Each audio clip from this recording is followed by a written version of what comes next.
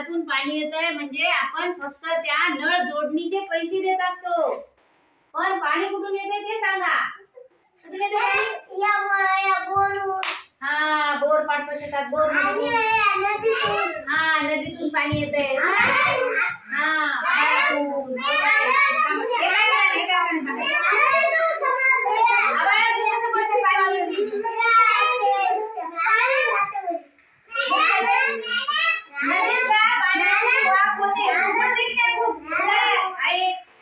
नदीच्या पाण्याची वाफ होते, वाफ वर जाते आणि त्याचे काय बनतात?